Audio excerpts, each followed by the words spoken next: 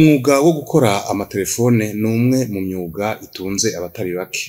Ivyo vyemezwa n'abasore babiri, uwitwa Ndorere Nestor hamwe n'uwitwa Kwizera Jonathan, basanzwe bakora uyo mwuga kandi bakemeza yuko ubatunze kandi ubabeshejeho. Aka kazi kawe ukora amatelefone, bakora amaradiyo, bakora n'amabafu n'ibindi byose batubwiye, waravyize, waravyigishijwe, vyatanguye gute? Ego usivye yuko nagenda vyiga, ngwa ubwa mbere jewe nisanze ndabikora, hama mu nyuma ndavyiga mu ishure, kugeza n'ubu hari ivyo niga kuri kaminuza. Je novuga ko hari kinini kubera ibintu byanje navyisanzemo kabisa. Igihe ni kinini kuva nkiri muto nasanze nkora ibi bintu. Kubera ndi nkiri muto yuko nakunze kubanyubiramwe ibi bintu. Kumvise ko uri umunyeshuri, mbega wiga hehe, hanyuma wibangikanya gute n'aka kazi kawe k'ubufundi? Sanzwe niga kandi nkakora ivy'igifundi, ariko ikintu cyose kimwe cyose ndagiha umwanya wacu, hama kushuri bikagenda neza, kumbura n'ivy'igifundi nkabikora atangorane. Mbega aka kazi kawe ukora k'ubufundi, ukora amatelefone, amaradiyo, amabafu n'ibindi, biragutunze, biragufasha mu buzima, birakurihira ishuri, bimeze gute? Yego cyane, akazi nkora ndakubahisha kandi nkagashima n'umutima wanje wose, bikanezera ndiko ndagakora, kuko niko kama buri kintu cyose. Nukuvuga no kuri kaminuza, ego n'amahera ndihanda yakora muri igifundi.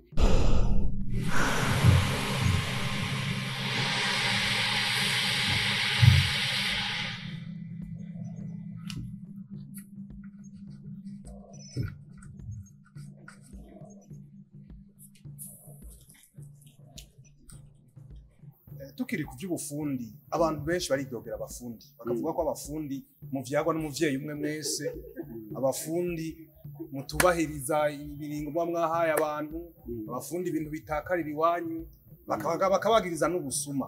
Wewe iyo uvyumvise ivyo vyakira gute? Iyo ndavyumvise, ego ntariko ndabesha, hari abafundi bamwe usanga tumeze uko, mugasi twese. Ariko kandi hariho n'igihe n'umukiriya ashobora kuza ugasanga nimwe na rimwe ariko aratata mu bintu bidashoboka. Ego simari yegera ko umuntu ashobora kugwa mwikosa, ariko abafundi by'ukuri, hari abafundi usanga batabesha, n'abantu usanga babicishamo babesha. Ego bibaho.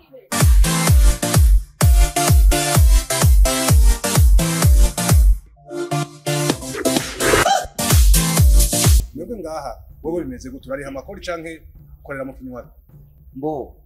Ubiere turayiriha, buri kintu cyose turakiriya kugira ngo igihugu cyacu nacyo gishobore gutera imbere, igira mikoro.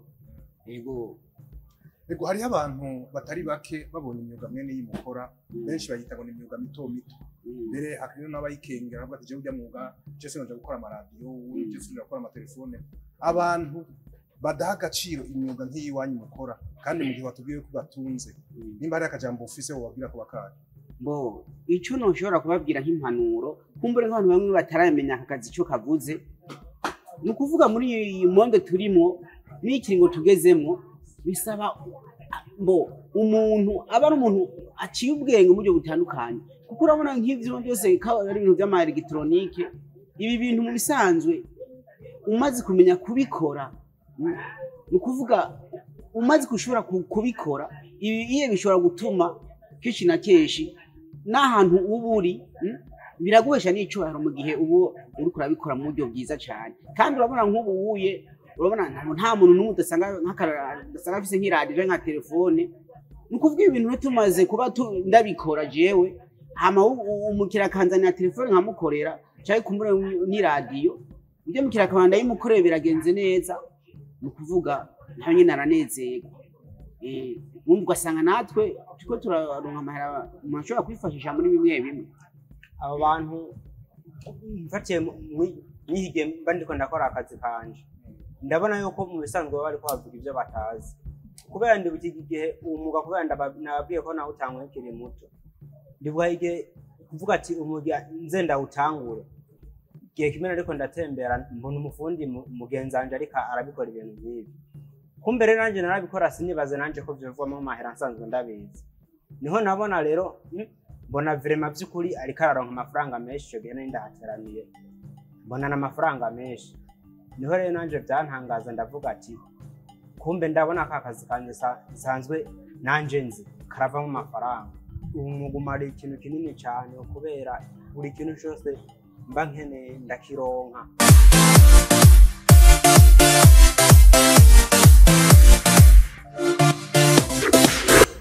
Muri aka kazi kawe ko gukora amatelefone amaradiyo amabafure n'ibindi turazi ko ubuzi bwose umuntu ntabura ingorane bahura mwebwe muri akazi kawe ingorane ukunda kugira n'inyabaki bo ingorane rimwe na rimwe ntizibura eka si muri akazi gusa mganije ngo mba nishikare kuvuga mpakazi nkora ni ukuvuga ingorane umuntu akunda kugira rimwe na rimwe umuntu ashobora kuzanira nk'itelefone cyangwa ikindi cyuma ukamukorera kumbura hari bamwe bamagenda ariyumvira ngo uje ngo yankoreye ngo ko ntabishaka umwe nawe akavuga ngo yanyononeye ugasanga ibyo wowe turabibamwe ariko mugani mumvo yuko bigaragaye neza ariko hari ikintu tuba cononekariye ku mufundi ivyemezo bikaboneka neza ico kintu turakiriha muga mu gihe ari umuntu ariko araza avuga ibintu bitaza ntibizi dufate hari umuntu uko ari n'abakiriya usanga bagoye kandi si mpari hari n'abafundi usanga bagoye hari umuntu ashobora gusanga akavuga ibintu bitari justice bitari fonde aho oye nawe ngaho oye uramubwira uti wewe nyuma ndiko ndakurenganya basi rondera abantu ama batumvikaniye hari bamwe usanga bagunda utwagiriza ibi n'ibi mu gihe mbwa cyangwa ngati ndi mikosa kuko ngaho hariho na komite y'abafundi ugati umuntu ashobora ati jereka nitwa Renaka yanyononeye amakomite kabijyamo ugati wewe umufundi wowe tugeze kuri ikintu canaka mbwa nigenda rimwe n'abakiriya nyine usanga rimwe baguye no mikosa ugasanga ariko batwagiza ibitari ibyo sisi mpaririye ari gihe avuga abafundi bishobora gushika tukagwa mu ikosa rigi usanga abakiriya bo nyene ari gusanga ariko ashaka kukubona nabe kumba atari ibyo.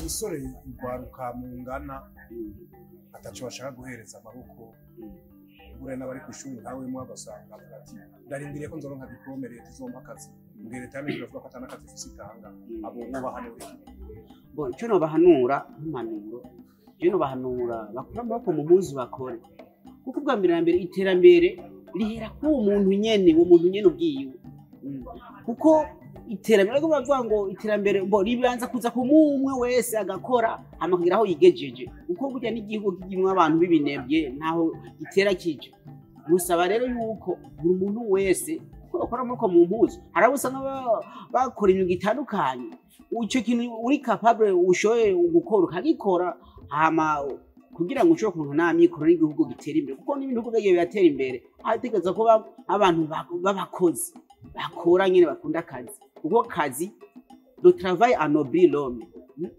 ukuvuga igikorwa umuntu arakora iko nico kimuheja icubahiro uko naho woje bakavuga ati naka kora ibi nibi baravuga ati umuntu ari concentré kandi akunda akazi agakora ugasanga rero umuntu atarabaho mu buryo abantu bose bavuga ati umuntu sumunebwe kandi iterambere nta muntu wazo kuvuga ngo wewe ngo shaka iterambere hera kuri jewe nyene wewe nyene urumva naho databanje kuvanga abandi bantu ngo shaka bafashe ego mugabo wewe nyene ubwawe banza kuva muri wewe nyene uwo muntu hama abandi bakavuga ati nyimbara umuntu uvuga ati reka mere nk'umusova bukebuke mugabo banza kuraba nawe kuraje ubufise nkuko mwashoboye kuvyumva umwuga wo gukora amatelefone ni umwe mu myuga abantu batokengera ngo ni imyuga mito kuko abawukora bemeza yuko ubatunze kandi ubaha ivyo bakeneye.